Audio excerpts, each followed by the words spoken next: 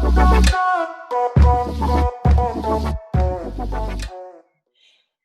everyone, this is Staci Travisano, and today on Homeschool for the Soul, we are here with the amazing Mory family, Josiah and Sarah, who are going to be talking to us about what it looks like to go through a significant season of change, even when you had changes planned in the middle of a pandemic, and that it causes accelerated change, some decisions that you maybe knew were coming. It maybe makes you take some detours or some faster turns along the way. So thank you, Maurice, for being here with us today. We are so excited to be with you virtually. I love that you're in two different spots, which we'll talk about in a minute. But will you guys share with us your story a little bit about like who you are, how long you've been married, how you maybe we're like connected to the church, are connected to the church, and then we'll start from there.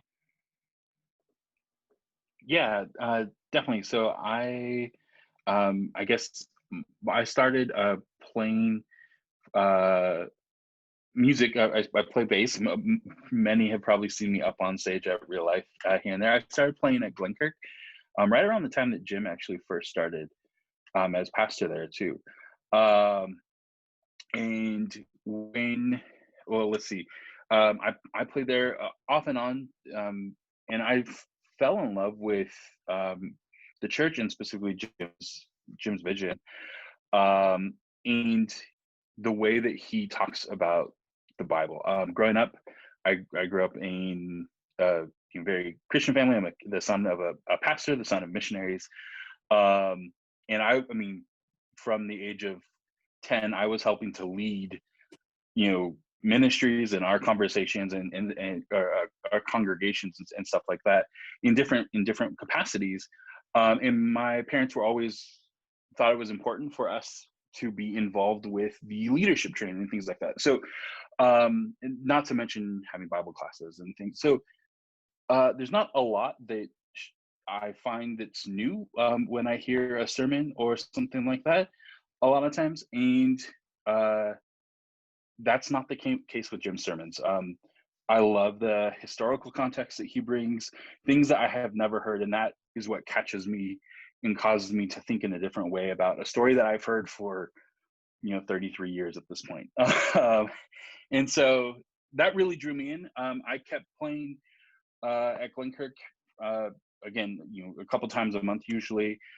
Sarah and I met in 2014, and that's when I began transitioning away from music full time. And I'll let her, I guess I'll let her jump in here. Yeah, and so, when we met, I started going to church with Josiah a couple times a month on Saturdays when I wasn't busy. And I agree, I really enjoyed Jim's sermons and just the way that he went about bringing the word to the people. And so once we were married, so we've been married for just over 4 years now. And then Levi is 5 months old today. Yay! Happy 5 months!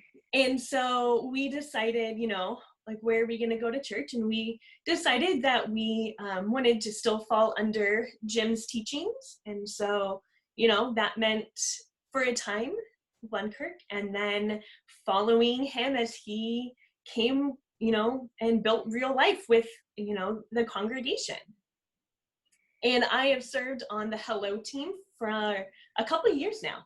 Which from I the really beginning, love. I think from the second week, the Hello team was a team. And I don't want to jump ahead, but there's a really good story of an amazing friendship that came out of you serving on the Hello team, right? Yeah. So you guys landed with us at Real Life and have been an awesome part of the family from both the music side and on the serving side. And as you guys, once you met and got married, and Josiah, you transitioned from being in full-time, being a professional musician as your occupation, to then doing all kinds of amazing things and playing music for fun. What were some other things that you guys had decided, raising, like being married and being involved in the local church, but also raising your family in the church, what was another something that you guys had kind of decided? I'm kind of leaning you toward like where you wanted to settle with your family as you began to start your family and like raise a family. How did that go from like, so you made a big decision to move out of something that you loved, which was professional music as a occupation, and you have decided to support your family with some other things, but then you also decided, and then we're going to move here. How did that come about? It actually came about via a conversation with Ryan Cathy, and we just at the time I had started my own business. He's been someone who has run his own business for a long time, and we were talking about just how difficult California often makes that, and then just overall like how challenging it can be to live in California. It seems like life is fast paced. It seems like everyone lives for what they anything that they can squeeze in around getting through sitting in traffic is kind of what life sometimes feels like. Yeah. And I came home from that conversation and was just like, man, I really feel like there's something different out there for us. And when I was in music, it was like there's 3 cities to do music in, and LA is one of them, and this is where I built my network. But once I began pulling away from music, that wasn't necessarily a requirement anymore.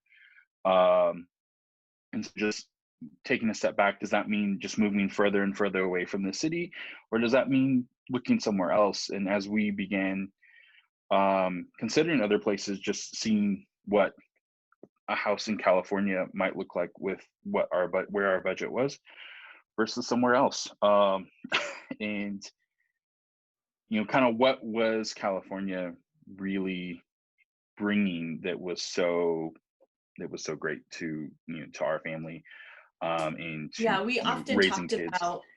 We often talked about the quality of life. Like, what do we want that to look like for us? And Josiah said it, part of that, California is so fast paced, and we live in it. That's what we're so used to, but it's not necessarily the pace at which we prefer to live life.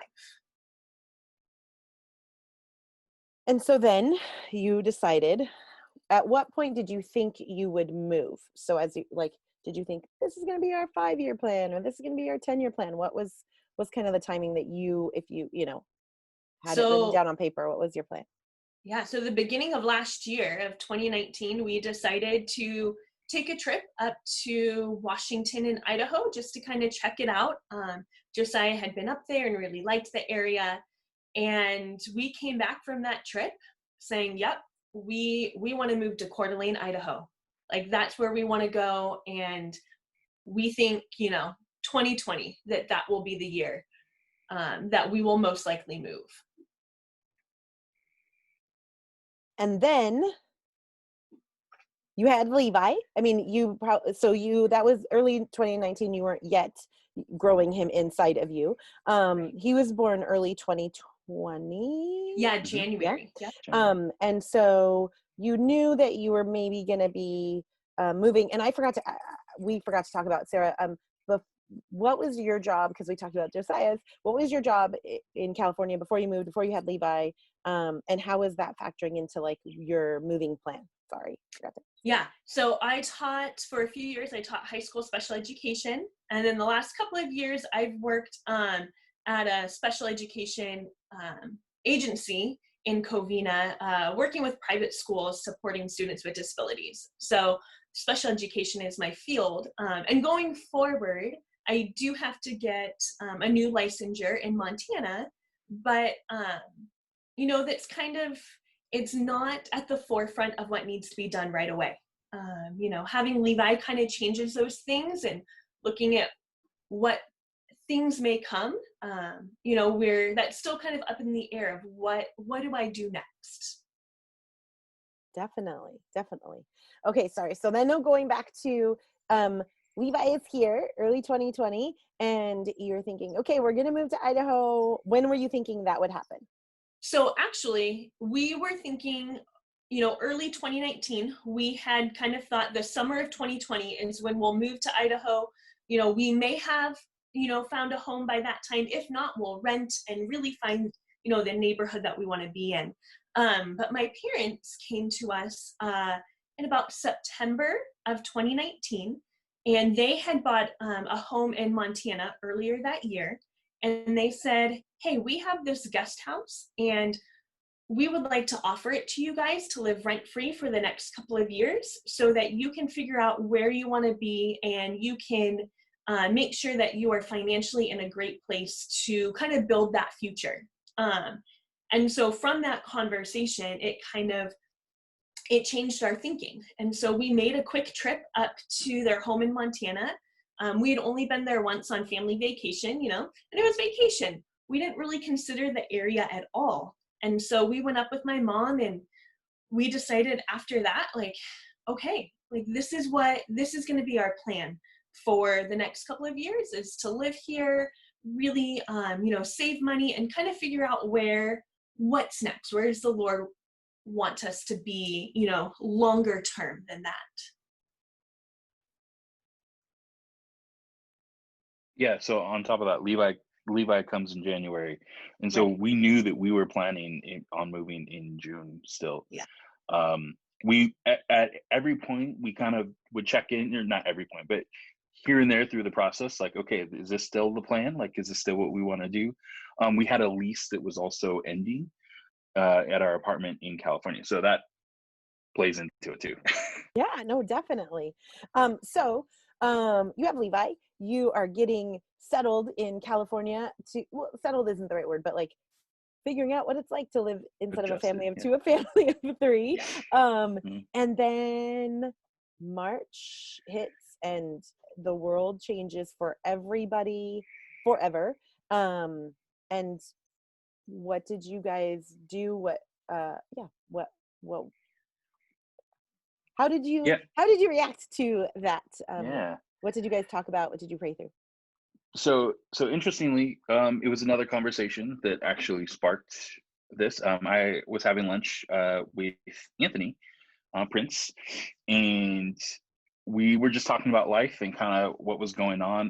That it was literally the day that the governor announced like some of the first restrictions, and real life had been waiting to make their statements on how you guys were going to react going forward. And at that time, there was still planning to be services.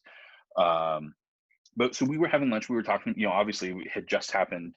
Literally as I was waiting for him to like meet me, I was reading through the email that Real Life had sent out announcing like what the plans were for that Sunday, even though those changed even between those 2 days. Yes, And they so we were did. having conversations of like what this looked like, how do we do our best to now as a father, like how thinking through all these things of like how these changes could affect Levi, how it affects our family as a whole, um just and how do we react. uh and we talked about the fact that we were planning on moving up here in June, and like there was a part of me that was like maybe it just is better to get out. Specifically us being in an apartment made it so that there was like, we're in a 2-bedroom apartment, there was not much outside those walls, like Yeah. not much. And he posed the question to me like, well, why don't you guys just leave right now? Like, what's stopping you?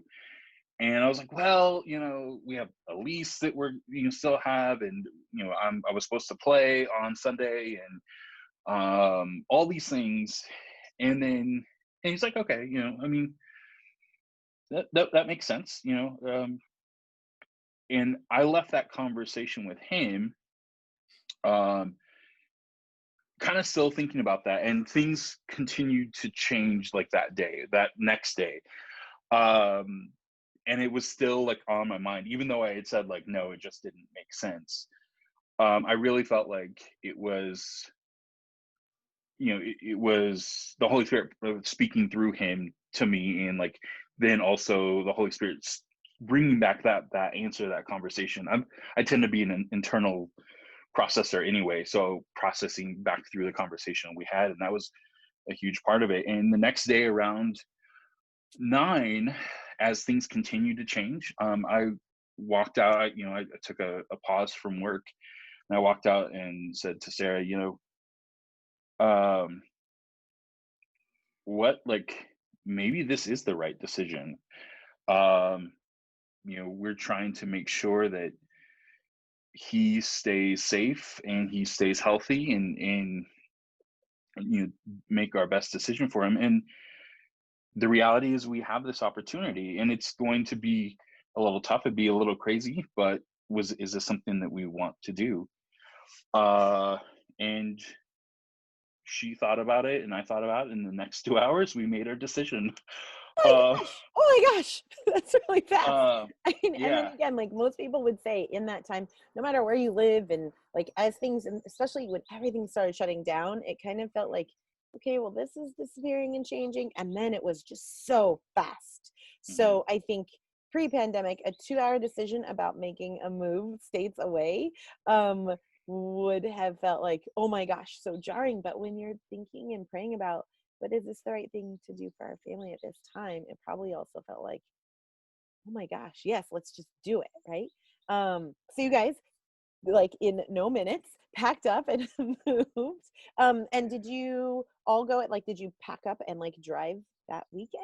How did that come about? Yeah, so we made that decision a Friday morning at like 11 a.m. and we were gone Saturday morning by 5 a.m. Within like, we left within 24 hours. And the plan was like, we're going to go for about 2 weeks. So I had about 2 weeks left of maternity leave. We'll be back. It'll be fine. So we packed just enough, what we could fit in the car and what we knew like Levi would need and what we would need. We're like, okay, we'll be back in 2 weeks. Not a problem. And so, yeah, we packed up the car and left. And then little did we know, as that week kind of went on, I think by the end of that next week, schools had closed. I wasn't going into work anymore. Even once my maternity leave was up, we were all working from home. And so we were like, well, why do we go back? Like, what are we going back to right now? Because we came for the health and safety of Levi. Like that was the reason that we, left so quickly. If it was just us, we would have stayed and we would have been okay. And so at that point, it was like, okay, let's stay a couple more weeks and we'll see how things are going. I didn't even, and when you said that, like, oh, and you still had 2 weeks of maternity leave, you were going to go back to work. Like, and I know, like, Josiah, when you were talking about when we as a church sent out an email, and I remember talking to Jim that Sunday, sorry, car just drove by, that Sunday that we were not open for the first time. And he said, and I said, oh, so how long, what do you think? Like, 2 weeks of this? And he goes, probably at least 4. Like, what? What do you mean 4? Because, and I think everybody was processing all of the things and the information as it was happening to all of us. And again, like things closing down and changing and all the fear and all of the news and all of the time. I remember thinking, yeah, like we could do 2 weeks inside or whatever. I mean, I had at the same time that you guys were talking about this, we had just sent, my daughter goes to school on the East Coast and she'd been home for spring break, was back at school for 5 days. And then we were picking her up at LAX the week after that because the school went from you can stay to you need to go home. And again, we were thinking, oh, she's going to go back for her school. You shouldn't even pack up her dorm room. Similar to like, Sarah was like, I still have 2 weeks of maternity leave. I'm going to go for 2 weeks. And that is just not at all what happened.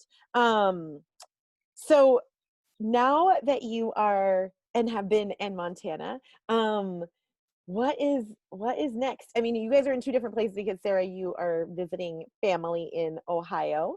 And Sarah shared that Josiah, you are flying there today. That's why you guys aren't in the same spot.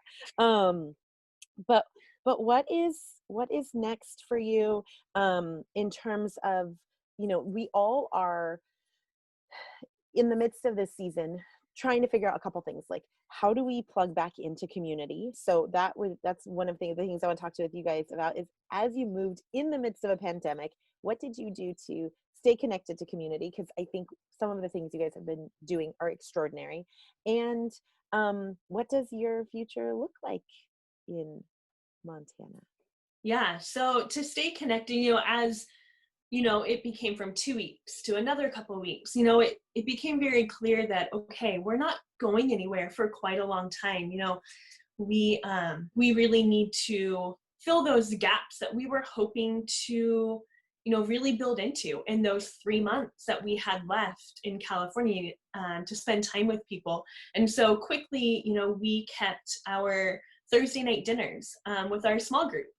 So every Thursday night we still have dinner via Zoom and hang out. That so much. I love that so much.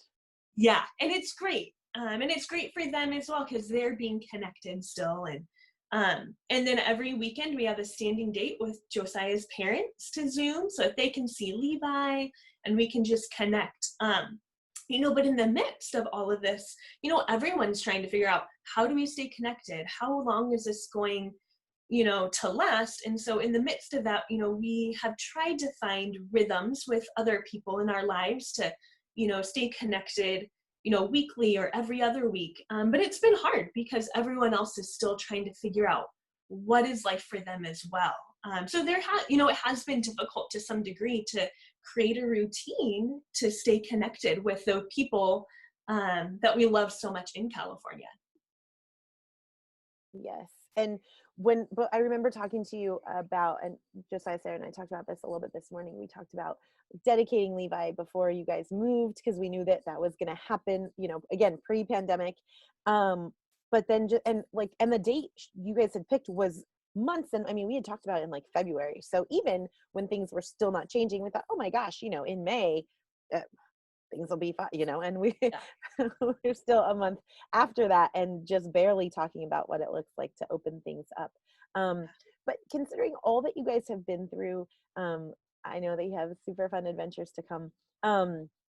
What advice would you share with people about going through unexpected change and staying connected to community? What parts of your faith walk have been integral in this season that you could share with people?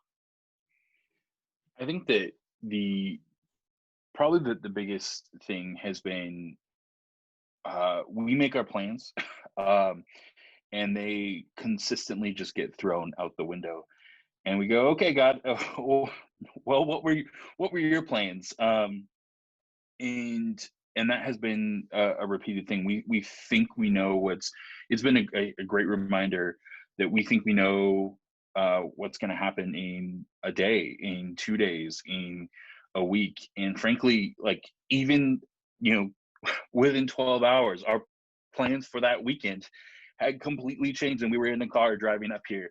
And that has, and we thought, okay, well, that's only going to be for a week or two max. And that has changed. And there have been so many things along the way that have, we had made plans and we just had to be like, okay, God, we trust that you know what's best for us, and we believe in kind of the path that you're guiding us down.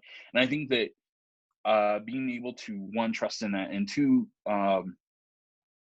be willing to be flexible in that has been key. And in some ways, it's a great reminder that even as we come out of this, that doesn't need to change. That trust in God, that faith that He knows what's best for us, and even as we make plans, being willing and ready to listen to as He redirects those plans and redirects where we are supposed to be going.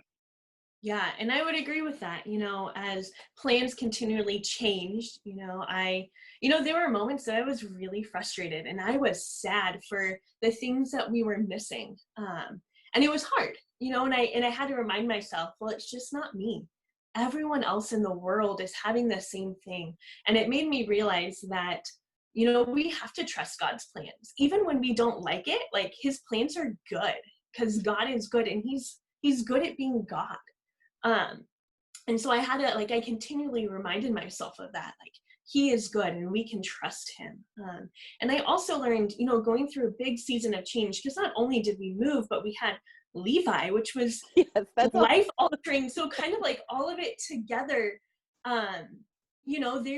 there were moments of grief, and I had to be okay with grieving the things that we lost in a sense, the time with friends and family, the loss of eating at our favorite restaurant again, and grieving those things and knowing that it's okay to grieve. Even small things like that. And that grief is good because it helps us get to that next place of seeing where God is really taking us and seeing the good things that are happening where we are. I love that. I love that so much. Thank you for sharing all of that wisdom. You guys are amazing. I think that if you don't know this, and Josiah can share it better than I can, I think that to live in a place that looks like what is behind Josiah, which you said is how far of a walk from your house? Like a 2-minute walk from our back door. Oh my gosh. Like if that was what you could walk and see 2 minutes away from your door every day, God is so good. You could feel him and the creation around you, right? Oh my goodness gracious. Thank you guys so much for sharing time with us today. I'm so excited. I can hardly wait when we get to see you in person. We love that you get to join us online because that is not something we thought you were going to move away and you're going to have to find a church family. And right now, like church online is what everybody is doing. Even though we've opened the doors of the church, there are people that live down the street that just physically can't be in a gathering with us right now. And it's so cool how we are still connected as church family in this season, and hopefully for a long time to come. Even though we aren't in the same state or the same states, we are so thankful for you. Thank you for the time today. Josiah, travel safely today. Thank you again for who you guys are and for sharing your faith and your story and encouraging us in the season of change to remember that God is good and that his plans are better than ours. Because if we knew that we were going to be stuck inside at home for as long as we did, we would not have made it, even if he told us. I promise it's going to be okay. And you're going to get to go live in this amazing spot. And or that like they're going to move sooner than you thought, but it's going to be okay because you're still going to be connected. I still would have chosen to a short amount of time. But yes, God is good. So thank you again, Maureen. You guys are awesome. Kiss that baby for me and travel safe. And I will talk to you guys soon. Bye, Maureen. Bye.